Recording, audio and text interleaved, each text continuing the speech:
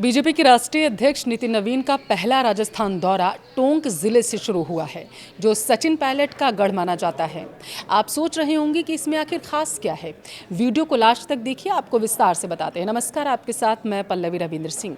नितिन नवीन का बीजेपी के राष्ट्रीय अध्यक्ष के रूप में पहला राजस्थान दौरा राजनीतिक गलियारों में चर्चा का विषय बन चुका है। सचिन पायलट के अभेद दुर्ग माने जाने वाले टोंक से शुरुआत कर बीजेपी ने अपने इरादे लगभग स्पष्ट कर दिए हैं। बीजेपी ने अपने राष्ट्रीय अध्यक्ष के दौरे की शुरुआत के लिए टोंक को ही आखिर क्यों चुना, सोची समझी से रणनीति माना जा रहा। टोंक कांग्रेस के कद्दावर नेता सचिन पायलट का निर्वाचन क्षेत्र है। विपक्ष के सबसे मजबूत किले से हुंकार भरकर बीजेपी यह संदेश देना चाहती है कि अब कोई भी इलाका उसके लिए अजेय नहीं रहेगा। टोंक पूर्वी राजस्थान का प्रवेश द्वार है, समझिए आप इसे।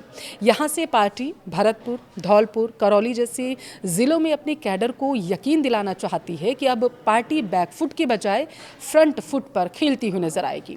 नितिन नवीन का यह दौरा केवल भाषणों तक सीमित नहीं है, बल्कि यह इंफ्रास्ट्रक्चर और ग्राउंड वर्किंग पर भी केंद्रित देखा है हमने।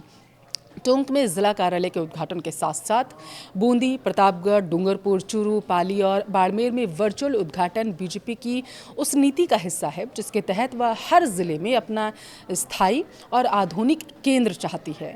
दौरे का मुख्य उद्देश्य बूथ स्तर के कार्यकर्ताओं में नई ऊर्जा भरना रहा है।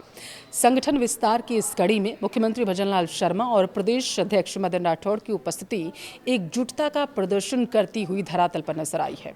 अब आपको यहाँ पर बता दें कि भरतपुर, करौली, सवाई माधोपुर, धौलपुर और दौसा जैसे 5 प्रमुख जिलों में 2023 के विधानसभा चुनाव में भाजपा ने 13 सीटें जीती थीं, अगर आपको याद हो, जबकि कांग्रेस 8 सीटों पर यहां पर सिमट कर रह गई थी।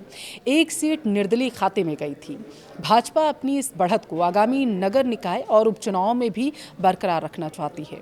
टोंक से शुरुआत करने का मतलब है कि भाजपा उन 8 सीटों पर भी सेंध लगाने की तैयारी कर रही है जो अभी कांग्रेस के फिलहाल पास है। देखिए, नितिन नवीन के इस दौरे से भाजपा की आगामी कार्य योजना की 3 जो मुख्य बिंदु हैं वो उभर कर सामने आए हैं। पार्टी अब कांग्रेस के सेफ जोन में घुसकर संगठन खड़ा कर रही है। टोंक के बाद जयपुर में होने वाला भव्य स्वागत जो रहा है, कोर कमेटी की बैठक इसी रणनीति की ओर फिलहाल के लिए इशारा कर रही है। युवा मोर्चा की बाइक रैली और महिला मोर्चा का स्वागत कार्यक्रम यह भी दिखाने के लिए है कि पार्टी का हर विंग पूरी तरीके से धरातल पर सक्रिय हो चुका है। प्रदेश कार्यालय में होने वाली बैठक में सरकार और संगठन अध्यक्ष के बीच बेहतर तालमेल बिठाने पर भी चर्चा हुई है, ताकि सरकारी योजनाओं का लाभ संगठन के जरिए अंतिम छोर में बैठे व्यक्ति तक भी पहुंच सके। नितिन नवीन का यह दौरा महज एक औपचारिक यात्रा नहीं, बल्कि राजस्थान की राजनीति में पावर शिफ्ट का संकेत भी माना जा रहा। पायलट के गढ़ से शुरू हुआ यह सफर भाजपा की उस विस्तारवादी सोच को दर्शाता है जहां विपक्ष को उसके घर में ही घेरने की तैयारी कर चुकी है। नितिन नवीन का यह दौरा राजस्थान की राजनीति में पावर शिफ्ट का बड़ा संकेत है।